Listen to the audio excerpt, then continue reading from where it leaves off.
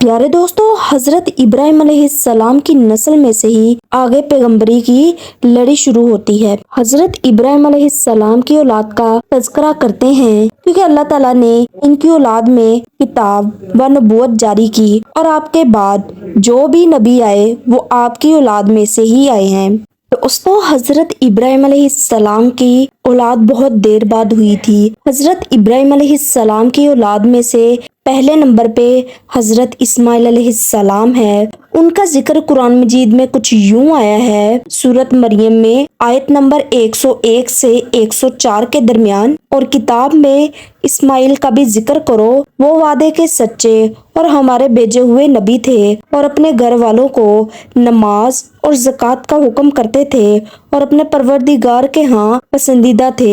हजरत इस्माइल अलैहिस्सलाम की औलाद आगे जिनके नाम कुछ यूं हैं, अबायूद, अबील, मिशा, टीमा, फाफिश, इदार, मबसाम, दोमा, खुद्दार, यतूर, यानी कि आपकी नस्ल में से थे और आपकी आगे शजरा मुबारक और आपकी औलाद में से थे। हजरत इब्राहिम अलैहिस्सलाम के दूसरे बेटे का नाम हजरत इसहाक अलैहिस्सलाम था।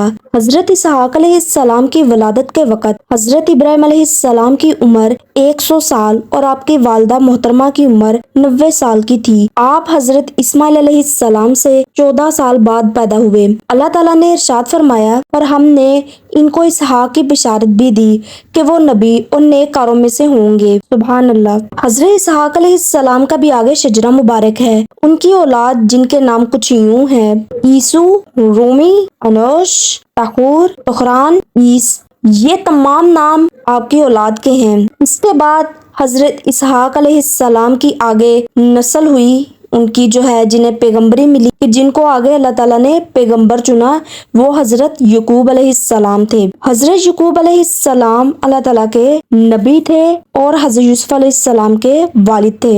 हजरत यकूब अलैहिस्सलाम के बेटों को आगे पैगंबरी मिली और हजरत यकूब अलैहिस्सलाम का शजरा मुबारक और उनकी औलाद के नाम कुछ यूं हैं, लावी, दवान, लफ्ताली, आशिर, जद्दू, बिन्यामीन, हजरत यूसुफ अलैहिस्सलाम। प्यारे दोस्तों, याद रखिएगा, बिन्यामीन और हजरत यूसुफ अलैहिस्सलाम ये दोनों सके भाई थे। बाकी आपके मतरे भाई थे, मिनसी, इफ्राइम, रोबन, समून, यहूदा, असगार, जबलून। अगर वीडियो अच्छी लगी हो तो वीडियो को लाइक और शेयर कर दें। शुक्रिया।